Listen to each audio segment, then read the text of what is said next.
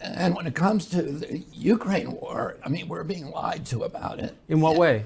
Well, I mean, we were lied to from the beginning. You know, we had this comic book depiction that, which we see on every war. There's a bad guy who's like, you know, unspeakably evil. Yes. Who's planning world conquest or a terrorist attack on, you know, on America. And we have to be the good guys and go in and stop it. And, you know, the background of the Ukraine war is much more complex than that. You know, the U.S. has been involved, and particularly the neocons in the White House. I wouldn't say particularly, I'd say a group of people that are known as neocons since 2001 have been talking about putting NATO in Ukraine. Now, and I'll give you the background. In 1992, the walls came down and the Soviet Union collapsed. Gorbachev went to Tony Blair and to President Bush, who were, you know, the UK and US presidents at that time, and said, I'm going to do something extraordinary that basically is going to have the rest of Russian history branding me as a traitor to my country. I'm going to withdraw 400,000 Soviet troops from East Germany, and I'm going to allow you to reunify Germany under NATO troops. So you're going to move NATO troops, a hostile force, into our barracks and our bases. I'm going to do that. And the only commitment I want from you is that once I allow Germany to reunify, to become part of NATO, that you will never move NATO further to the east, because we're going to now release all of these Soviet states that were part of the Soviet Union.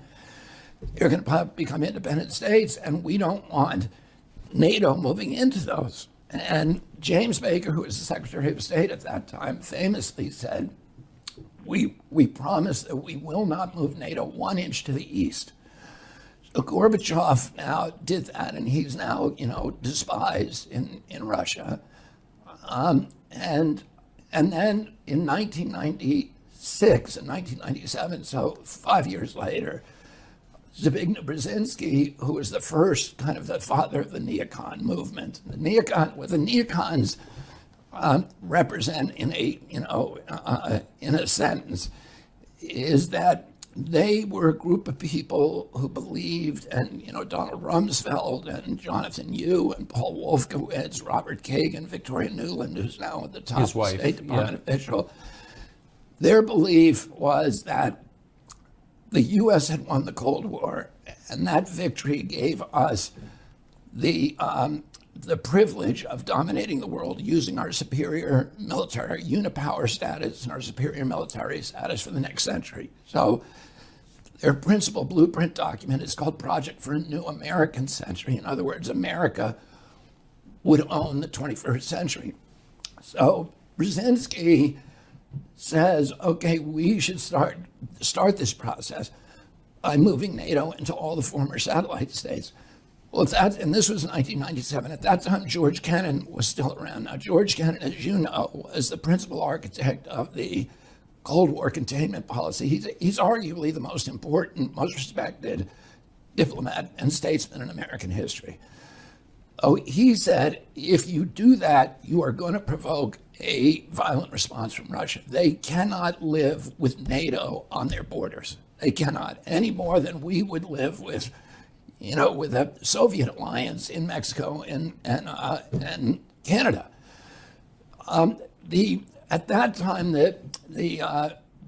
Bill Perry was Clinton's Secretary of State, and Bill Perry said, if you do this, if you go forward with this plan, I'm going to resign, because it's so foolhardy. You are forcing Russia into a violent military response. And the U.S. ambassador to the Soviet Union at that time, who is now the head of the CIA, said the same thing. It's the worst mistake America can make to move NATO to the east. So we went ahead and did it. We moved it not 1 inch, but 1,000 miles, 14 countries, and then we put nuclear-ready missile launchers, Aegis missile systems, which are made by Lockheed and can take Tomahawk missiles 12 minutes from Moscow, we could, in 12 minutes, decapitate the entire leadership of Russia. And we put those in Poland and Romania. And we then tried to move it into NATO into Ukraine. So you remember when my uncle, when Russia put missile systems, nuclear missile systems in Cuba, and my uncle would have had to invade, he was able, the reason Russia put them there then is because we had put nukes, Jupiter missiles, in Turkey and Italy. My uncle and father made a secret deal with Ambassador Dobrynin, where they said to him, look, we understand you're angry. You cannot live with Jupiter missiles in Turkey. That's why you put your missiles in Cuba. If you remove your missiles from Cuba within 6 months, we will remove ours from Turkey. But nobody says what the deal was. And that's what happened. So now we're back, and we've again put nuclear-ready missile systems along right next to Russia. And now we want to go do the one thing that Russia has said, and Putin said again and again and again, this is a red line. Before Putin, the Russian leadership was saying it is a red line. You cannot go into Ukraine. The Russians have been invaded 3 times from you. Our country's never been invaded. The Russians were invaded 3 times through Ukraine. The last time they were invaded, Hitler killed between 20 and 40 million Russians. Hitler killed 1 out of every 7 Russians. In my uncle's speech to his most famous speech in American University in 1963, in July of 1963, he said to the American people, he said, we are all taught we won World War II, but we didn't win World War II. The Russians won it. And the sacrifice they made to destroy Hitler was beyond anything Americans can imagine. He was trying to tell the American people, you have to put ourselves in their position, and understand what they're doing. And he said, a third of the country was leveled. Every city, the forests burned, the cities were leveled, the forests and fields burned. Imagine if that happened from the coast, the east coast of the United States, to every city, forest and field from here to Chicago. That's what the Russians put up with. So we have to understand this, that Ukraine is a red line. The invasion came through Ukraine, and they can't live with it. It's a security issue for them that is almost beyond our comprehension. And so, we've had... So that suggests the point is war with Russia. The point was war with Russia. And in fact, the neocons said that again and again, and Biden, when he was and let me get back to that, okay, because that is absolutely true. The Biden, was first of all, in 2014, to go through the modern history, 2014, there are riots it's called the Maidan Rebellion in Ukraine, which we're not told that we are financing those riots. The newspapers never told us, our government never told us. USAID, which is a CIA front, put $5 billion into funding those riots. Those riots lead to a coup d'etat against the first democratically elected government of the Ukraine. It was a government that refused to choose sides and to say we're going to be on the side of the West. So we wanted them out. A month before that government is overthrown, Victoria Nuland, who's the part of the centerpiece of the neocon ideology and who is now a high-level official in the State Department, has a secret call with the U.S. ambassador, which is tape recorded and is now public, which anybody can go and look up, where she is picking the new cabinet for the Ukraine, which is a U.S. Western cabinet. So they're picking the new government a month before the old government is overthrown. Is that how democracy when Victoria Nuland picks her government? Well, that's the point. Is USAID doesn't really do, and the CIA don't do democracy. The CIA has overthrown, I think, 83 governments between 1947 and 1997. That's a third of the governments on Earth, and most of them were democracies. Oh, it doesn't do democracy. It does coup d'etats. So then, to put the rest of this history, and we put in a Western government, everybody says, well, the Russians started this by invading Crimea. But put yourself in Putin's position. And I'm not an apologist for Putin, by the way. He went into Ukraine. It was illegal. My son went over there and fought against it, and risked his life in the Kharkiv rebellion. I'm not making excuses for him. What he did was brutal. It was illegal and it was unnecessary. But we have to understand our role in the provocations. And so if you're in Putin's position, now you're looking at Ukraine, and Ukraine is being run by a pro-U.S. government. What's the first thing he thinks? They're going to take Vladivostok, which is the port in the Crimea on the Black Sea, which has been a Russian port, their only warm water port for 347 years. It's where the Russian Navy is, their sub base, it's everything else. And he says, now this new government is going to invite the U.S. Navy in to take over our facilities. We got to go in there and take it back. So he goes into Crimea. He goes in and takes Crimea without firing a shot or killing a single person. The Crimean population is largely Russian, and they welcome the invasion. So, again, I'm not making excuses for him, but I'm saying we have to understand. My uncle always said we have to understand the position of our adversaries, and what forces are they dealing with.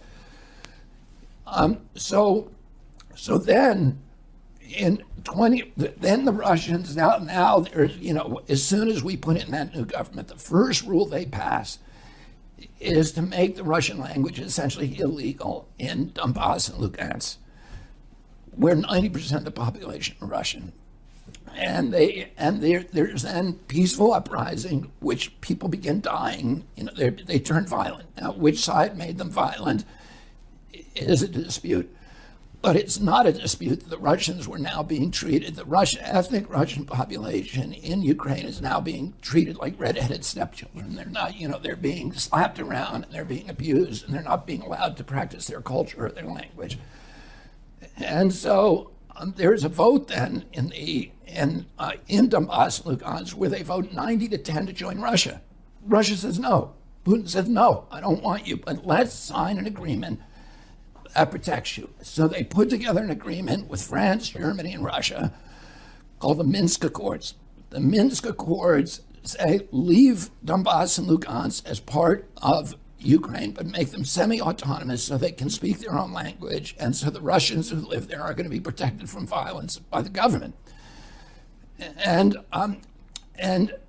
the Russian parliament or the Ukrainian parliament won't ratify the Minsk Accords, but France agreed to it, Germany agreed to it, and Putin agreed to it. So then Zelensky runs in 2019. Zelensky is a comedian and he's an actor.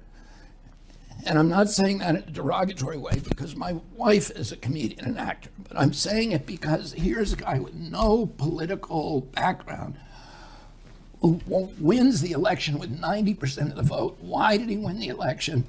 He won the election because he ran on a peace platform. He ran promising that he would sign the Minsk Accords. He gets into office. The minute he gets there and he's told everybody, I'm going to sign the Minsk Accords and settle the peace with Russia, he suddenly pivots. And we don't know what happened, but the rational assumption is that the U.S. government told him he could not do that. So the Victoria Nuland and Anthony Blinken and Avril Haines, who's the DNI, Director of National Intelligence, told him you cannot have a peace with Russia. Plus, people within, ultranationalists within Ukraine told him if you sign that, we're going to kill you. And a lot of people say, anyway, they threatened him with death, and that is pretty well documented. Then Russia invades. But Russia only invades, and so we say, oh, look, Putin is trying to take over Europe. But they only send in 40,000 troops. I think there's 3.5 million people in Kiev, so they clearly did not want to take the country. He clearly wanted to bring people to the negotiating table. He did not send in enough troops. to take all of Ukraine. So then Zelensky comes to the negotiating tables, and we now know this, and this is recent information. In March of 2022, Zelensky and Putin agree on a peace agreement that's based upon the Minsk Accords. It's like Minsk Accords 2.0. And Zelensky initials it, the Russians initial it, and Russia begins withdrawing its troops from Ukraine. And what happens? President Biden sends Boris Johnson over there to torpedo the agreement and make Zelensky tear it up. And then we go to war. 350,000 Ukrainian kids are now dead, and 40 or 50,000 Russians.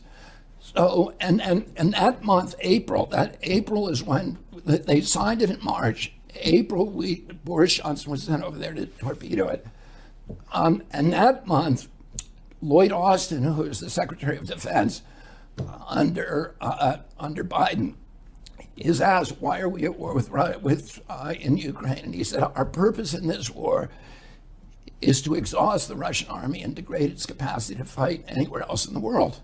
But that is not what they're telling us.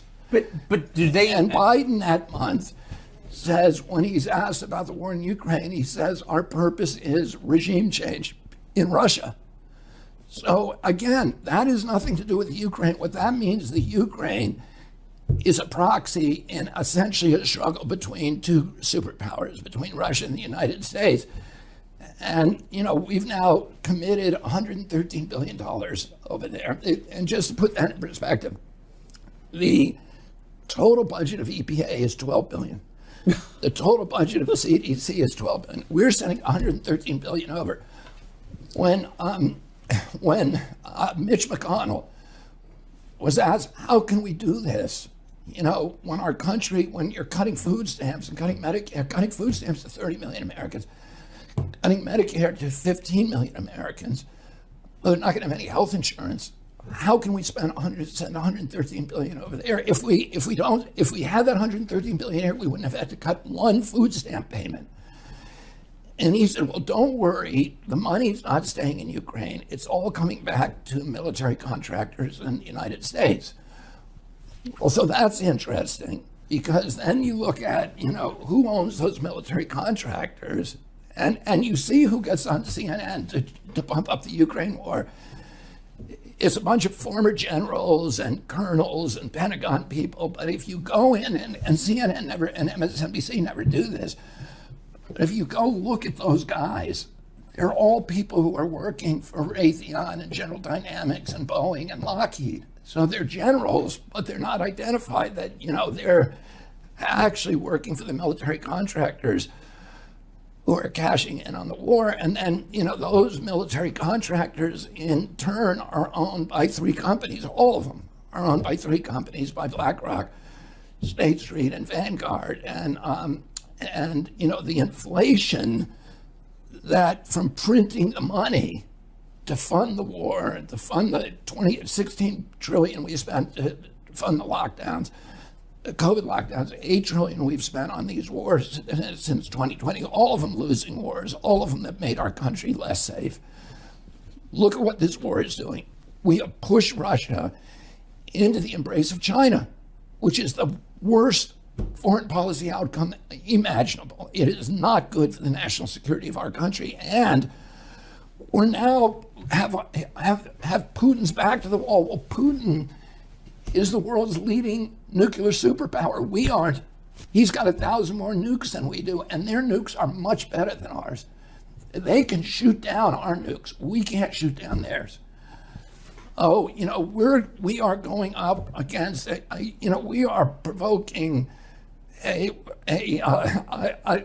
confrontation that could very easily lead to nuclear war. And I've talked to. Wait, can I ask you to pause there for a second? Yeah. Everything you've said is checkable and rational, and you're extrapolating out toward the future, which is easy to envision. Like, I don't understand how our policymakers aren't reaching the same conclusions you just reached. Like, they think that war with Russia is where we're going to win? We cannot win this war. Well, of course, so what are they doing? I don't understand. It would be like Mexico beating us in a war. They're not going to let the Ukraine, they cannot lose this war. And, anybody who thinks Russia is not up to the war, go look at the Netflix documentary on Stalingrad and look at the sacrifice that Russians are willing to make. Putin today, we thought this was going to hurt him. He's more popular than he's ever been. All the U.S. polling firms show him polling at 90% popularity. And in Russia. In Russia, the Russians are supporting him. And he also, we were going to break him with the sanctions. We did the opposite. We made him more powerful.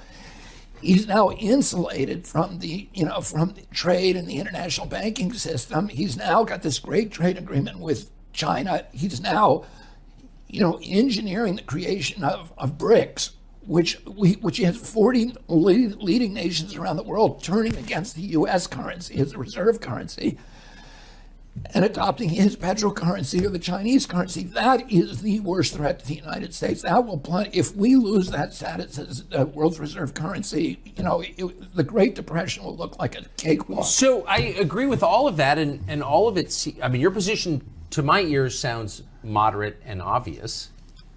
I just don't understand how the Secretary of State, how the president, how his competent advisors can't have reached the same conclusions. Like, what are they thinking? Unfortunately, I think, and I share your sense of mystery about that, but I don't, Because what you're saying is not crazy. It's not like some far-out theory. The only way I can explain it, and I'm not, I don't like to look into other people's heads and tell why they're doing one thing or another. But President Biden has always been a very pro-war president. And, he was the one senator that stood out supporting the Iraq war, my uncle and Obama and many, and, Hillary also. But Biden has always been a reliable, gung-ho, let's go to war guy. And so I don't think, to the extent that he's thought this all through, I think it follows, it's consistent with his historical instincts. And then he's surrounded by people who are, these are the same people who got us in the Iraq war. I know. Look at what happened. Let me go through what happened in Iraq, just for, give me 1 minute to summarize we were tricked into Iraq by the neocons, who told us that Saddam, who had something to do with the World Trade Center, which was a lie, that he had planted the anthrax attacks that came 5 days after the World Trade Center, which was a lie. That turned out to be, the intelligence agencies and the U.S. military at Fort Detrick. That anthrax the FBI found came from Fort Detrick. So it was somebody in the U.S. government who sent it to Patrick Leahy and Tom Daschle, who were the two senators in the week after 9/11 who were trying to block the Patriot Act. And it shut down Congress, and the Patriot Act went through. And and then they told us. Wait. Really? Yeah.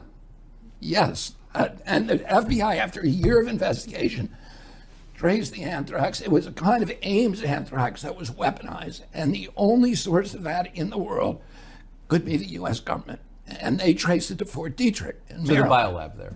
Yes, the biolab at Fort Detrick, the CIA biolab at Fort Detrick. So somebody sent that in at the time the Patriot Act was being debated, and the two leading guys who were blocking it was Patrick Leahy and Tom Daschle were the recipients of it. It shut down Congress. The Patriot Act goes through, and what does the Patriot Act do? Two things. It basically gets rid of a large part of the United States Constitution, Bill of Rights, and allows spying by intelligence agencies on the American people. And it reopens the bioweapons arms race, because bioweapons were shut down in 1969 by, we saw, Nixon did this incredible thing of closing Fort Detrick, shutting them down, and saying we're no longer making bioweapons, and then got everybody to sign a treaty in 73. Well, to ban bioweapons. The Patriot Act has a provision in it that says we're not walking away from the Geneva Convention, which it's a hanging offense to develop bioweapons. We're not walking away from the Bioweapons Charter of 1972, 1973, but we are adopting a new rule that any federal official who violates those acts cannot be prosecuted. So it reopened. It effectively got rid A of the crime without a punishment. Yeah, but anyway, anyway, I forgot where we. So let me add, that's an interesting segue, because Toria Nuland kind of blithely announced during congressional testimony last year that, oh, by the way, we have these biolabs in Ukraine. Yeah. And that was like kind of ignored, and the people who covered it got attacked for covering it. But the fact remains there are U.S. biolabs in Ukraine. Why would we have biolabs in Ukraine? We have biolabs in Ukraine because we're developing bioweapons, and and those bioweapons are using all kinds of new synthetic biology and CRISPR technology and genetic engineering techniques that were not available to previous generation, and they can make frightening stuff. What happened was, when we walked away from, when the Patriot Act reopened the bioweapons arms race in 2001, the Pentagon began putting a lot of money into bioweapons, but they were nervous at that time because if you violate the Geneva Convention, it's a hanging offense. And they weren't sure that provision in the Patriot Act would actually hold up as a loophole to treaties that had been ratified by Congress. So they were nervous about actually going full force into bioweapons development. So they transferred the authority for biosecurity to one agency in the HHS called the National Institute for Infectious and Allergic Diseases, run by Anthony Fauci. So Anthony Fauci got all the responsibility for bioweapons development. He got at that time a 68% raise from the Pentagon in order to do that work. So, and that's why he was the highest paid official in the American government of 4 million people in the American. He gets more money. He got more money, $450,000 a year than the president. That any Supreme Court judge, any member of Congress, he was the highest paid, and it's because he got that 68% raise from the Pentagon to do bioweapons development. Now, when you do bioweapons development, every bioweapon needs a vaccine. So you develop them side by side, because in 100% of the cases when you deploy a bioweapon, there's blowback. Your side also gets sick. So in order to deploy one offensively, you need a vaccine to counter it. So you need to vaccinate your team before you deploy it. So those two things are developed through a field of science called gain of function science, where you take an infectious microbe and you amplify its infectivity, or you make it jump species, so it may kill monkeys, now you make it kill humans, and you adopt it that way. And there's all kinds of methods for that, and then you make it immune to antibiotics and to therapeutic drugs and to other therapies. So it's actually the inverse of medicine. For 2,800 years since Hippocrates, doctors have been trying to figure out how to make microbes less infectious and less deadly, and developed antibiotics and therapeutics to do that. Well, the guys who are involved in this, there's 36,000 what are called life scientists, but they're actually death scientists, who are now employed full-time in developing microbes that can be used to kill people. But given the experience we just had 3 years ago, where a virus from a biolab overturned So let me just finish this brief history about what happened. In 2014, 3 of those microbes escaped. Fauci built labs all over the country, in Galveston and Boston, everywhere. They're BSL-4 labs. We don't even know how many there are, BSL-3 and BSL-4. We have no idea how many there are. There's, we've counted them. I have a new book coming out that goes through the ones we know. But there are many secret ones that people don't know about, and they're doing it here in the United States. But in 2014, 3 bugs escaped from 3 different labs. And they were high-profile breaks, and they were very dangerous things, smallpox and a couple of other bad microbes. The public learned about it, and there was a lot of publicity, and Congress held hearings. 300 scientists wrote President Obama and said, you've got to shut down Anthony Fauci, because he's going to create a microbe that will cause a global pandemic. And so Obama signed a moratorium that shut down the 18 worst of Anthony Fauci's experiments, where most of them were taking place in Galveston and in North Carolina by a scientist called Ralph Barrick down there. And instead of obeying that law, Anthony Fauci shifted a lot of his operations offshore.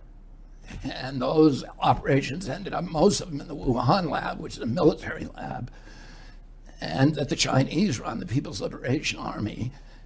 And then a lot of them went to the Ukraine. So a lot of that science now, and it's funded, Fauci was funding lots of it. But then the other government agencies began to get confidence in, their ability to get away with it. And most of it is being funded by the Department of Defense. Most of all, the biggest single funder is USAID, which is, a CIA cutout. Do you think the lab leak was a leak, or was it intentional? The best science shows that, indicates that the people who were working on a particular coronavirus technology that was taught by Ralph Barrick, it was developed by the U.S. government with NIH money. It was then taught to a group of scientists, Xi Zhengli, who's famous, the Bat Lady, and then her assistant, Ben Hu, and a couple of other scientists at the Wuhan lab. Barrick taught them two things. He taught them, one, how to engineer the spike with a furin cleave that could attach to the ACE2 receptors of the human lungs and make people sick and spread, through the air. He taught them another trick that has nothing to do with public health, conceivably, which is a technique called seamless ligation, which is a technique for disguising the evidence of human tampering. So you can make the microbe, and then you can erase the evidence that human beings actually made that microbe. And Ben Hu was leading that research. Ben Hu then got sick with two other of his fellow researchers, and they ended up in the hospital with COVID symptoms in November of 2019.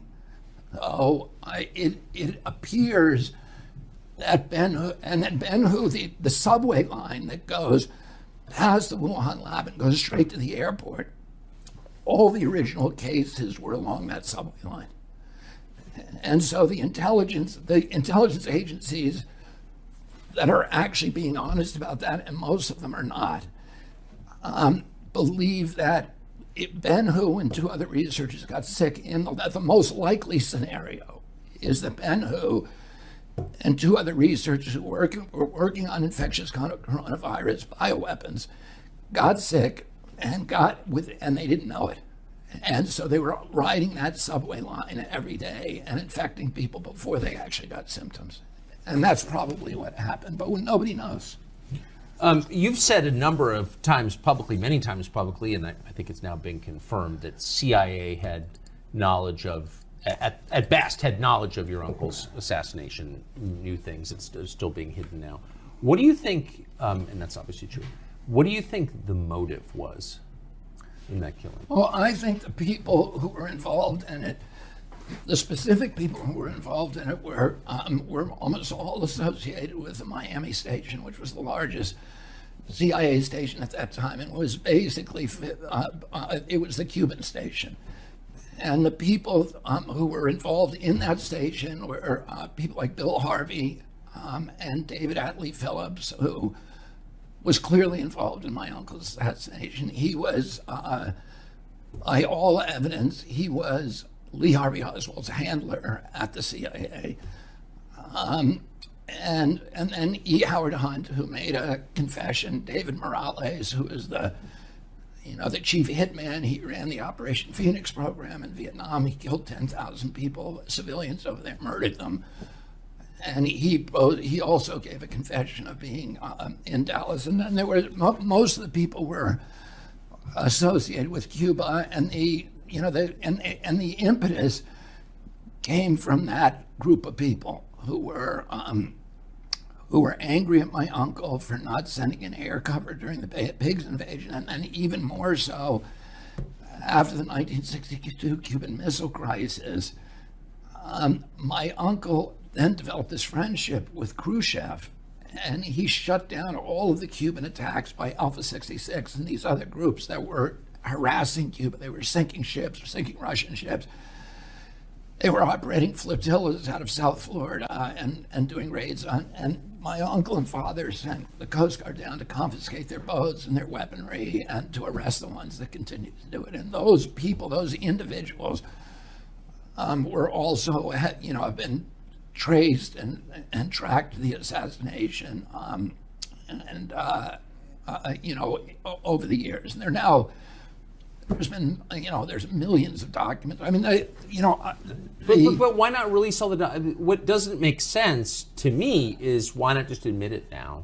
I mean, no one you describe is still alive. There's no living person. Everybody now, virtually. So why wouldn't Biden declassify these documents? I don't know why, and why would Trump not? I agree. I know why Trump wouldn't, because he was convinced by Mike Pompeo not to. So, and it's not an excuse, but not, Yeah, but we don't know what Mike Pompeo said to him. No, but that's the point. Like, what could possibly be the law requires them to do it. So the JFK assassinations law required that all documents be released by 2017. Yeah. And yet they refused. So they. But it suggests that there's something about big 4,000 of them that are left, and you have to assume. And again, I try not to talk about things that I cannot document. Right. But I think it's a fair assumption that they're not protecting individuals, that they're protecting some institutional interest. What's the most powerful institution in American Well, life? I don't know. So I don't know. You don't know. Yeah, but there must be something, because why wouldn't they just release it? And by the way, for people, you and I having this conversation about who did the assassination, why they did it, a lot of that is the stuff that I've told you, and I've tried to stick to things that, that are documentable, and the names, et cetera. But for people who want a real, kind of a panoramic view of what happened, I think the best book that's been written about this is Jim Douglas's book, which is called The Unspeakable, because he's done something that, after the Warren Commission, that became the orthodoxy. And the New York Times and all the major news organizations have enforced that orthodoxy, and anybody who challenged that orthodoxy becomes a conspiracy theorist. And in fact, in 1967, the CIA sent a letter out to a telecom out to all of its Operation Mockingbird people, which are all the assets it had in the American press, more than 400 people, editors, senior writers in the American press, saying, from now on, anybody who questions the single gunman theory of the Kennedy assassination should be characterized as a conspiracy theorist. And they didn't coin the word conspiracy theory, but they popularized it with that memo. They sent a memo out to all their stations saying that talk should be discouraged. So but what happened after that is then in 1979, the House Assassinations Committee met for a year and a half, and they looked at much more evidence than the Warren Commission did, including, Alan Dulles. Alan Dulles had run the Warren Commission. He was the head of the CIA who my uncle fired. When my uncle died, he said, I'm glad the little shit is dead. He thought he was a god. That's what he said to a young reporter. And then he becomes head of the commission that is, it shouldn't have been called the Warren Commission. It should be called the Dulles, because Earl Warren had a full-time job at the Supreme Court. All the other guys on the Warren Commission had full-time jobs as senator and congressman. The only guy who went to every meeting and, looked at every piece of evidence and developed the questions for the witnesses was Alan Dulles. He was running the entire Warren Commission. And he should have been the prime suspect in the crime. And he was communicating secretly with the people at the CIA, with David Atlee Phillips, with George Johannides, who was the CIA liaison, telling them what what questions were going to be asked and what they should reveal, and with J. Edgar Hoover at the same time. Well, the whole thing was a coordinated kind of kabuki theater. But then Congress goes back and investigates it in '79. And Congress then comes back after a year and a half seeing a lot more stuff and says, and they conclude this was a conspiracy. Yes. So they make that official, so anybody who says it was just Lee Harvey Oswald is differing from the people who actually made the investigation. So given and that... most of the people on that staff who I've talked to believed that it was the CIA. And as you know, at that time, the dispute between them was it the mob or the CIA, because there was a lot of mob involvement. Johnny Roselli, Sam Giancana, who was the Chicago boss, Santos Traficante, who was the Tampa boss, and Carlos Marcello, who was the New Orleans boss, were all involved. And they all had casinos in Havana.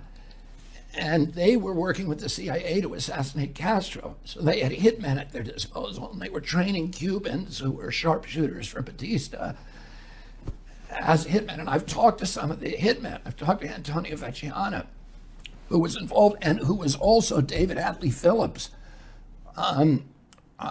handler. David Atlee Phillips was his handler, and he was Lee Harvey Oswald's handler. So Vecchiano met Oswald in Dallas I think in September of 1963.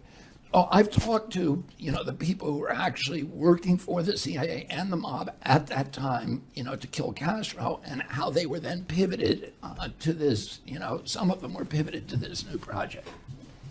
If you become president, what do you do about those 4 million federal employees, about the agencies which are running effectively as autonomous governments within our government? Like, how do you? When was the last president who controlled the agencies? And how would you do it? I don't know. I feel like I'm probably, and I don't want to seem like I'm being vain, but I feel that because of the confluence of my experiences over the past 40 years, that I'm actually probably the only one that can unravel that agency capture. And let me tell you this, my daughter-in-law, who is co-running my campaign with Dennis Kucinich, Amaryllis Fox, was a CIA agent in the clandestine service for most of her career. And what she'll tell you, and she has a very sanguine view of the CIA, and the same as mine. And also understands all this evidence that the agency, was involved in the murder of my uncle and the cover-up, continues to be involved in the cover-up. But what Amaryllis will tell you is that of the 24,000 people who work for the agency, that 20,000 of them are patriotic Americans and good public servants, and that there's some people mainly in the plans division. The espionage division of the CIA is made up of extraordinary people, principally who are doing an important job of protecting our country. The espionage division is the division that does information gathering and analysis, and the president needs that. The plans division is the action division. They're the ones that assassinate people, fix elections, overthrow governments, and do all the things that I think we're paying for in our foreign policy today and in our domestic policy. My father was going to separate those two divisions. My uncle ultimately was going to do that too. My uncle thought the CIA, he came out of his office during the Bay of Pigs and he said, I want to take the CIA, shatter it into 1,000 pieces and scatter it to the winds. He then asked my father to run the agency. He said, you're the only one I trust to do this. And my father said it, and my grandfather said, you can't do that. You can't, it would be like Molotov and Stalin. You can't have the brother of the president running a secret spy agency with all this extraordinarily hidden power. So they brought in John McCone to run it, but John McCone, was not able to handle it. And my father, a week before he died, told one of his closest friends, Pete Hamill, who you may have known, but he was... Pete Hamill, the journalist? Yeah, the journalist. Yeah, of course.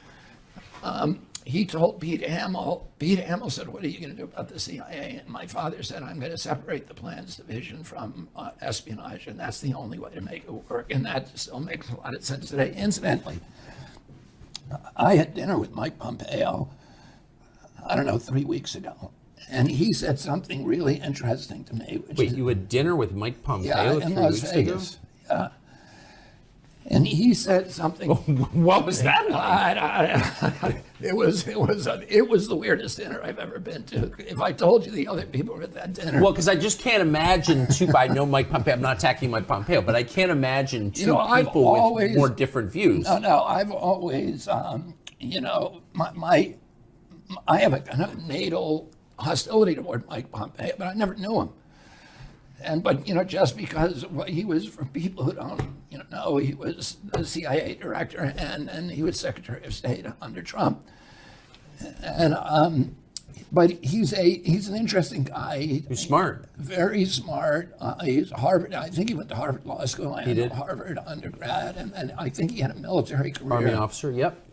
And he, he's by all. On paper, he's kind of a great American by all, his CV is extraordinary.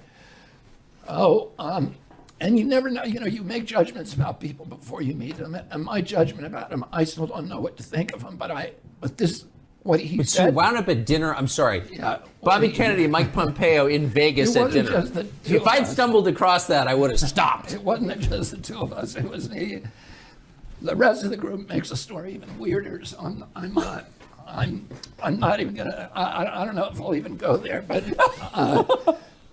But he said to me before dinner, I had a moment with him, and he said to me, when I was at the CIA, I did not do what I should have done to fix that agency. And he said, and he was expressing regret, and he said. And then he turned to me and looked me dead in the eye, and he said, the entire upper echelon of that agency is made up of individuals who do not believe in the democratic institutions of the United States of America. That's a quote. But so it was Mike Pompeo who convinced Trump not to release the file. And it was a guy who worked for Mike Pompeo texted me the day after I revealed that those files showed CIA complicity in your uncle's death, which they do, because I talked to someone who read them, and I said that on Fox News, and I got a text from a guy who works for Mike Pompeo informing me that I had just broken federal law, and that anyone who had told me that was a felon, because we had revealed classified information. And I said, wait a second, that classified information suggests the U.S. government was involved in the murder of an American president. Yeah, that's Mike Pompeo's position on that. Yeah. So it's a little bit weird for him to say, I think. Well, there's 1 billion documents classified. Yeah, I know. Top secret. So, they can call it, they can stamp that stamp on anything they want to. That's a lawyer's incredible. trick, to put. And he was also behind convincing Trump not to pardon Assange. Yeah, well, that confirms my earlier assessment of Mike Pompeo. But that's interesting you like him. No, it says a lot. Okay, so you have, there's a documentary called Midnight at the Border about your visit to the border, California, Arizona border with Mexico. And I just want to play a clip from it for people who haven't seen it. We did 2 weeks to travel from Senegal to Nicaragua. After Nicaragua, Honduras, Guatemala, Mexico, and here. I'm going to New York to join my uncle. My dream is to live to dream American, to live in America, to work and to help my family. We coordinate with the airport in Phoenix, and out they go to the final destination the same day. Here I hope to begin a new life. Yeah, my brother lives here. He's a citizen. Hey, good luck, goodbye. Most people bring the money or have a sponsor that buys their ticket. What happens if a family doesn't have the money to buy the plane ticket? Well, FEMA reimburses us. We can buy the ticket and So you buy the ticket for it? yeah. What did you learn from that? Well, what I saw was so extraordinary. that it took me 3 days to even understand what I was looking at. Because the first night I land, I go to Yuma, and I get to the wall at 2 a.m. And I watch the first group. There's a gap in the wall there, and I watch the first group come across, which was about 110 men from West Africa, mainly from Ghana. They're all, sort of military-age men from Ghana.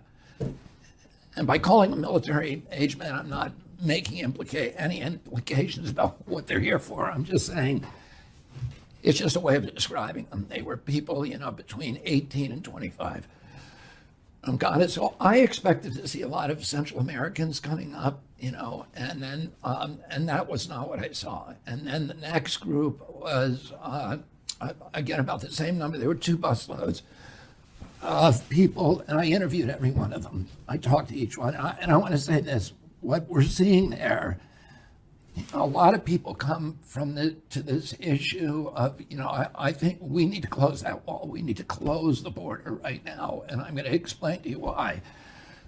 But a lot of people come to this issue from sort of a nationalistic or even a racist or xenophobic posture, and I'm not coming from that place. I'm coming from a place of compassion and a place of, just concern for our country. And this is a heartbreaking humanitarian crisis, and everything that happens to these migrants along the way is terrible. Oh, the next group that came, and what's happening to our country is a catastrophe. And by the way, I was a person who ridiculed Trump's wall. Okay, so, and now I've been down there and I've talked to everybody down there, and I have a different position. I don't think you need to build a 2,200-mile physical barrier from San Diego to Brownsville, Texas, but we definitely need physical barriers in the densely populated area. Definitely, because we cannot survive with what's happening there now. The next group that came over were, again, about 110 people. There are 2 busloads. The cartels dropped them right on the other side of the wall in these buses, and there's 55 people per bus. The next group, there were people from Azerbaijan, from Kazakhstan, from Uzbekistan, from Afghanistan, from Pakistan, from Tibet, Nepal, and many from India, and the most came from China. There were only 2 families we met the entire night who were from Latin America, none from Central America, interesting. One from Colombia and one from Peru, and they were the only ones who had legitimate claims. They, of asylum claims. Everybody else we talked to said, "I'm here to have a better life." Well, that is not. If that's why you're coming to America, then you have to go through the front door. You go to the embassy, yeah. You go to the embassy. So they don't even have any legitimate claim to be in the United States. Nevertheless, the Border Patrol, and the Border Patrol is so disillusioned and discouraged by this. 9 of the Border Patrolmen, we were told, had committed suicide in the last year because of what they're being forced to do. They are not protecting the border. What they do is they fingerprint. They can only hold the migrants for 72 hours. They fingerprint them, and they see if they have a criminal record. If they have a criminal record, they're put in a different process. But otherwise, they're then asked where they want to go. And if they don't have a plane ticket, they are brought to the airport. The DHS purchases them a ticket and sends them anywhere they want to go in the United States. So the country's getting poorer every year. Our country's getting poorer every year. We're in a poor place right now. Who came up with? Why do we owe plane tickets to people who come here illegally? As far as I can tell, and there's a lot of evidence for this, and it's in our film, is that the Biden administration came in, in the same position I was, which is the wall is bad, but more importantly, any idea that Donald Trump had is a bad idea. So they just opened the border, And they've had this open border policy where they have not hired the judges. That's the most important thing that needs to be done. The judges need to be hired so that these cases, the asylum cases can be adjudicated right at the border, and people who are not entitled to asylum are sent back. But that's not what's happening. What happens is they're all given claims and they're told to appear in court, and they go to an arraignment fairly soon after arriving in Boston or New York or Miami or wherever, Minneapolis, wherever they're going. And then they're given a court date, which on average is 7 years out. So they're in. I hope next time I get arrested, I get the same courtesy. Oh, they're in our country then for 7 years.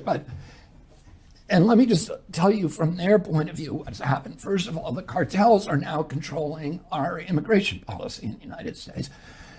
All of these people who came across knowing exactly what was going to happen to them because they had seen it on advertisements the cartels are sending around the world on TikTok and on YouTube that tells you what you need to do to get in, what airports you fly into, what visas you get, how to get them, and how to get to the cartel parking lots where the buses will take you.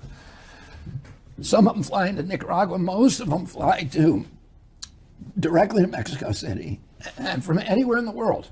These are not, Central American, Latin American. They're coming from everywhere. They fly to Mexico City. The cartels assist them getting a Mexican visa. And then they are put on a domestic flight to Mexicali. And in Mexicali, there's a big parking lot with buses operated by the cartels. The cartels charge them between $10,000 and $15,000 a piece to get through. And then they drive them up to the wall and they unload them. We watch them unloading them on the other side.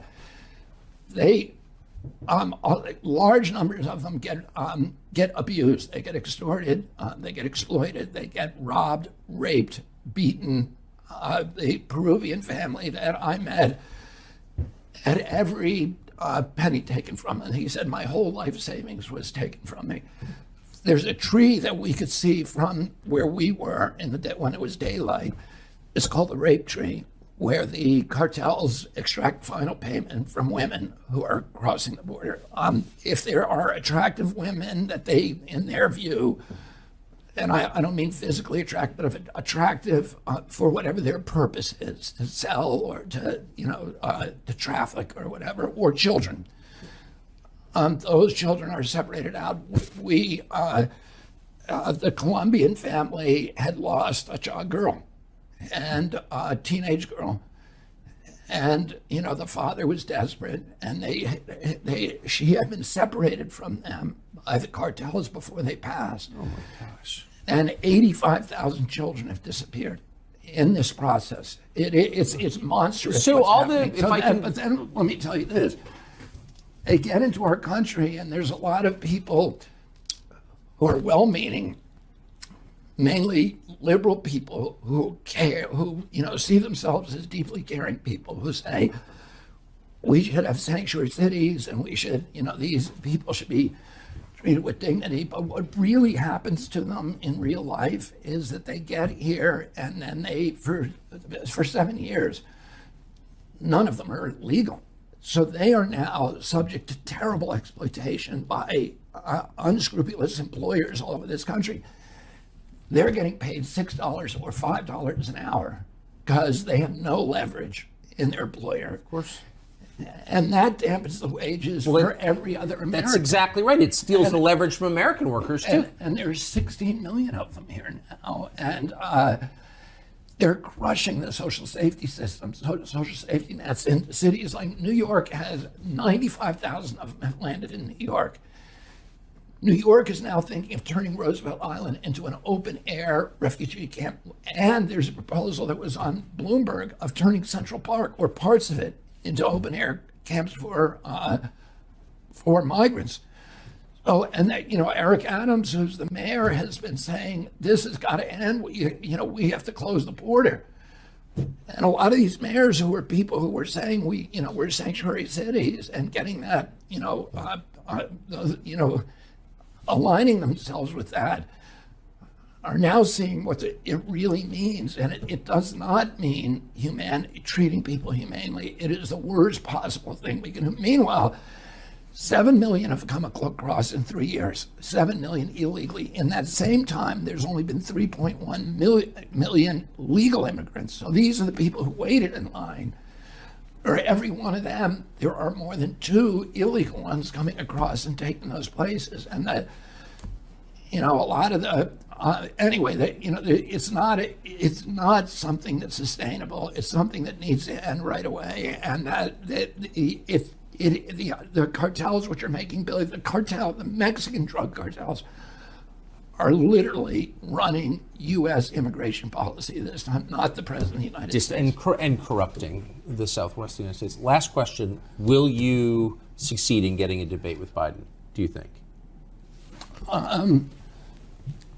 I don't know. I mean, I think it's not very democratic to not do the debate.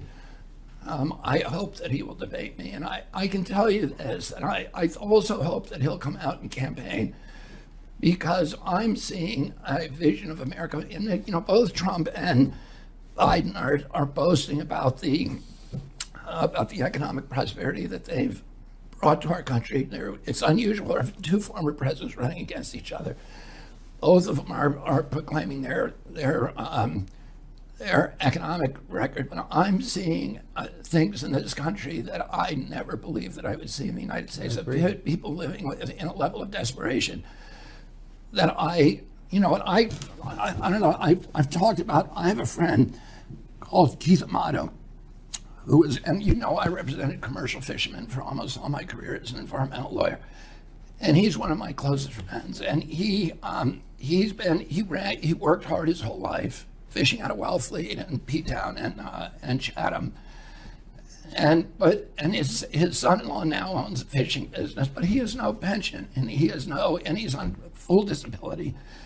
He had a lot of injuries and a lot of damage during his life. So he was collecting food stamps, $283 he was getting a month, and it's critical to his survival.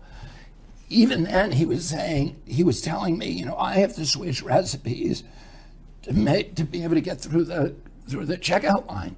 I have to buy cheaper recipes and get fillers, etc. And in the last 2 years, the price of food, because to fund these wars that we're funding, they print money, and that means inflation, and that's a tax on the poor. Oh, the price of food has gone up by 38%. The price of basic foodstuffs, chicken, eggs, and milk have gone up 78%. So his food stamps were 78%, less valuable. On March 1st of this year, he got a phone call from a government phone call, robocall. The recorded voice told him that he was getting his food stamps cut to $23 a month, so 90%. 30 million Americans got that phone call. And, that's the same month we ratcheted up our contributions to the Ukraine at 113 billion. And the Fed printed 300 billion unanticipated dollars to pay for the failure of the Silicon Valley Bank. There's lots of money and we began cutting 15 million people from the welfare rolls. Since then, 4 million have been cut. This is on Politico this morning from the Medicare rolls.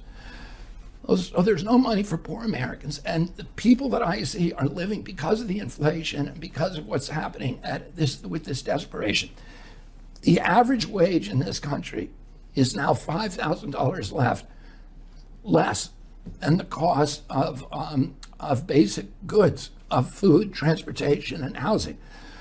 So half of Americans are making up that gap by putting it on their credit card bills. And this week, we passed $1.1 trillion in credit card debt. That's the first time in history. Most of that, or 330 billion of that, has been in the Biden and Trump administration. 2 men who are saying, I'm helping America. There's $1 trillion in credit card debt, and those people are paying 22% interest. If the mafia did that, it would be called loan sharking. Not dischargeable in bankruptcy, by the way. Right, and it can't be discharged. I'm meeting people who are, couples who are sitting at their dining room tables and trying to figure out how this math works for them, because they can't. They're having to make choices. People in this country are choosing between food and gasoline and food and medicine.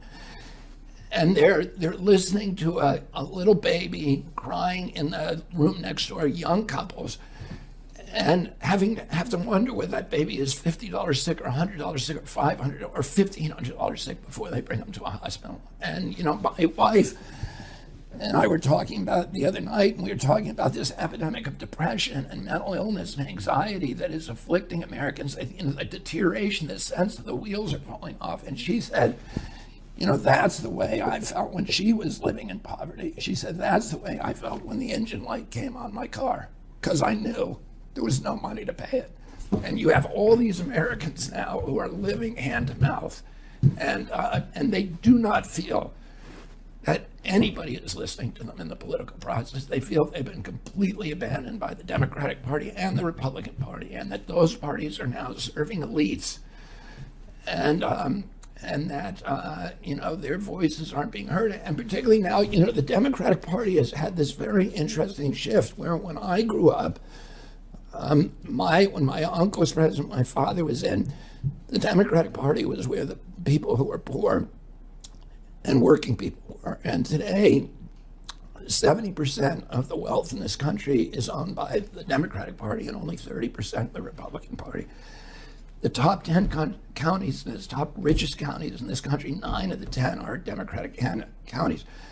So there is this kind of shift in wealth that maybe is one of the reasons that Democrats do not seem to be talking to or for working people anymore. But the people that I talk to, both through my job of representing them, I'm representing 1,000 families in Columbiana County, Ohio, Eastern Ohio, Western Pennsylvania, Western West Virginia, whose lives were upended by the Norfolk Southern spill. And, they are just living in a level of desperation that I never thought I'd see in the United States. And, my father used to bring us to Southeast Washington. He'd load us in a station wagon and bring us to Southeast Washington to meet people who were poor. Or he'd take us to the Mississippi Delta or West Virginia, to Appalachia or the Indian reservations, and he always said to us, "These are your people." He said the people who are wealthy and the people who have, who are the big corporate leaders and titans, they don't need the Kennedys. They have lawyers and they have PR firms and they have lobbyists. And he said, "These are your people." And he came back from the Mississippi Delta one night, and he said, we were all eating, there were like 9 of our kids in the dining room at that time. And he said, I was in a tar paper shack today. There were 2 families there, and they eat 1 meal a day, and the kids go to bed hungry. And he said, when you grow older, I want you to do something about those people. And that's one of the reasons that I'm running. Robert F. Kennedy Jr., thank you very much for that. Thank you. Appreciate it. Younger people say the news is full of lies. Kennedy's motorcade. 239 people. The death of Jeffrey Epstein.